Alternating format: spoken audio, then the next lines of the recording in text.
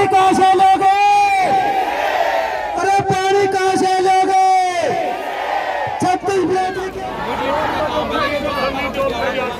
10 दिन हो गए देन देना आश्वासन है मेरे खोलना में काफी अंतर हो। कुछ बड़ी कार्रवाई करोगे? कार्रवाई इतना बड़ी कार्रवाई के बैठे सिर्फ चैनल लाना खातर बैठे फिलहाल तो आगे की आगे सोचा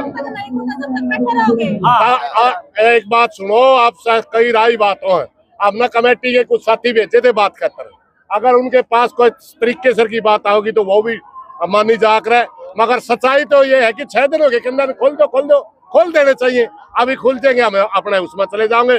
मेरी तो प्रार्थना है तुरंत एसपीडीसी चैनलों को खोल दे हम अपने पंडाल में चले जाए। प्रधान जी एक तरफ तो मतलब मीडिया को चौथा सितम बताया जा रहा है दूसरी ओर उसका गला दबाया जा रहा है तो आप इसको कैसे देखते हैं?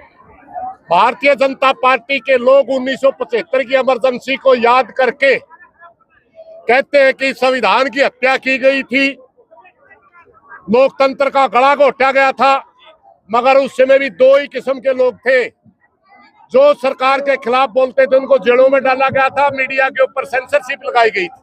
आज मीडिया के चैनल बैन करना ही सेंसरशिप एक किस्म की वही बात है और जो खिलाफ बोलते हैं उनको जेलों में डाल रहे हो तो 75 की इमरजेंसी में अब की इमरजेंसी में क्या अंतर मानते हो?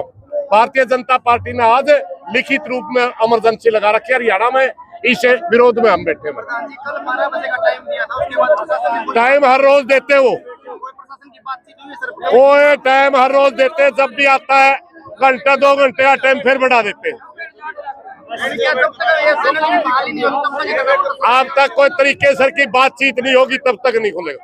कोई बात करो और चैनल खोलो इनके बस। 3 दिन पहले आधे चैनलों की बहाली कर दी लेकिन आधों को नहीं खोला गया उसके पीछे मंशा क्या रही सर? भाई हम तो सारे न्यू मानना है हमारा आंदोलन में सारे बालक दिखावे थे यू गुस्सा वैसे तो मैं भी इन बड़का गल्ले ला लो मेरा भी अकाउंट बैन है लेकिन मैं न्यू को डीसीएसपी ने मिलना रख ले इन बड़का खोल ले क्योंकि हम तो सरकार के खिलाफ कल भी बोलना थे आज भी बोला कहीं बोलेंगे हमें तो कौन सुहावा लेकिन ये बच्चे तो सरकार की बात भी दिखावे थे और आंदोलनकारियों की इनका तो कसूर ही नहीं है।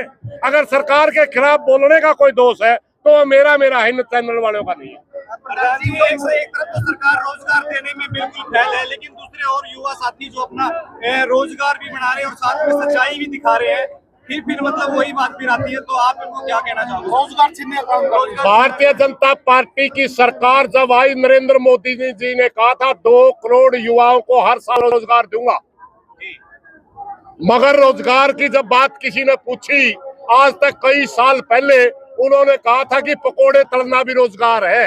इन्होंने रोजगार की परिभाषा का ही नहीं पता। ये पढ़े लिखे आदमी से डरते हैं रोजगार से दूर भागते हैं।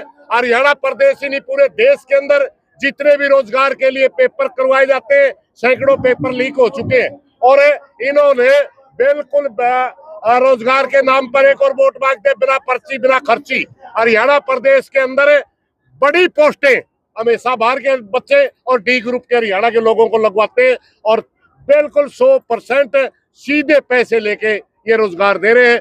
सबसे ज्यादा फेलियर अगर इस सरकार का कहीं है तो वो रोजगार के मामले में। नहीं समझे ये हमारा रोजगार है सरकार हमारा रोजगार। अरे आपका कल्याण का कौन है तो सारे भारतवर्ष के सारे नौजवानों की गर्दन काटने लग रहे हैं।